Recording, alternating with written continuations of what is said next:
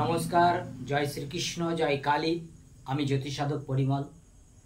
আজকে আমার যেটি আয়োজন, যেটি সম্বন্ধে আমি বলবো যে কোন প্রাণীকে খাওয়ালে পূর্ণতা অর্জন করবেন।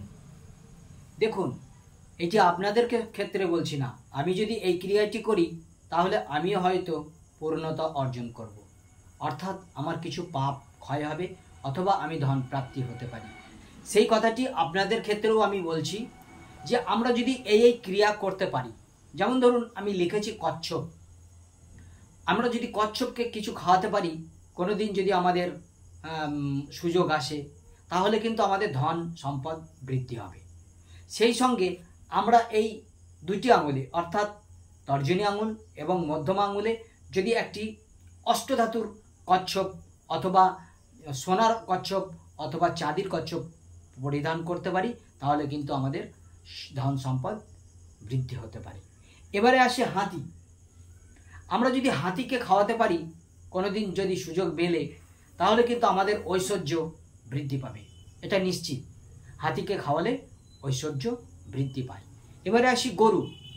আমরা যখন মানসিক শান্তি পাবো না, মানসিক অশান্তির মধ্যে, টালবাহানার মধ্যে আমরা যখন চলবো, তখন আমরা যদি গরুকে, গোমাতাকে কিছু খাবার দিতে পারি, তাহলে কিন্তু আমাদের মানসিক শান্তি মিলবে।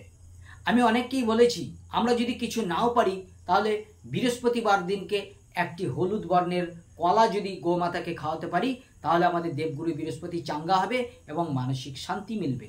এরপরে আসি বানর।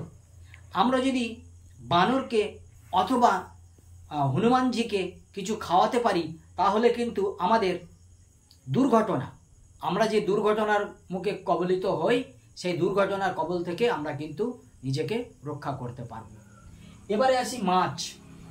মাছের স্বপ্ন দেখলে অনেক সময় কি হয়, আমরা দেখবেন ধন প্রাপ্তির আগে কিছু যদি মাছের স্বপ্ন দেখি, তাহলে কিন্তু ধন আগমনের একটি আভাস। ঠিক তেমনি মাছকে আমরা যদি কিছু খাওয়াতে পারি, তাহলে আমাদের কিন্তু অর্থ বৃদ্ধি পায়, অর্থ আগমন হয়। এরপরে আসবো কুকুর। কুকুরকে যদি আমরা খাওয়াই, তাহলে আমাদের শত্রু নাশ হবে। আমরা খুব শত্রুতে জর্জরিত যদি হয়ে থাকি, তাহলে আমরা যদি মাঝে মাঝে কুকুরকে খাওয়াই, তাহলে কিন্তু আমাদের শত্রু নাশ হতে থাকে। এবারে আসি পিঁপড়ে। পিঁপড়ে খাওয়ালে কি হয়? পিঁপড়েকে খাওয়ালে আমরা রাহুর কবল থেকে মুক্তি পাই। রাহু আমাদের কি করে? রাহু আমাদের গ্রাস করে। এই জন্য আমরা যদি কালো পিঁপড়ে অথবা পিঁপড়ের গর্তে আমরা যদি কিছু খাবার দিয়ে থাকি, তাহলে কিন্তু আমাদের ধীরে ধীরে রাহুর প্রকোপ থেকে আমরা মুক্তি পেতে পারি। এবারে আসবো কাক। কাককে যদি আমরা কিছু খাওয়াতে পারি, কাককে যদি আমরা আধারির ভাত, অর্থাৎ ভাত হওয়ার পর আমরা কেউ না খেয়ে সেই ভাত যদি উপরে ছিটিয়ে দিই, যদি কাক পক্ষীতে খায়, তাহলে কিন্তু আমাদের পিতৃদোষ কি না, রাহু রবির উপরে যদি পূর্ণ দৃষ্টি দান করে, তাহলে কিন্তু পিতৃদোষ লেগে যায়। পিতৃদোষ, রাহু যদি পঞ্চম দৃষ্টি দেয় রবির উপরে, রাহু যদি সপ্তম দৃষ্টি দেয় রবির উপরে, রাহু যদি নবম দৃষ্টি দেয় রবির উপরে, রাহু যদি দ্বাদশ দৃষ্টি দেয় রবির উপরে, তাহলে কিন্তু আমাদের পিতৃদোষ এসে যায়। এই পিতৃদোষে কিন্তু আমাদের অনেক ক্ষয়ক্ষতি হতে পারে। এই জন্য আমি বলবো, কাককে কিছু খাওয়ান, পিতৃদোষ থেকে মুক্তি পান। যাই হোক, আজ এই পর্যন্তই।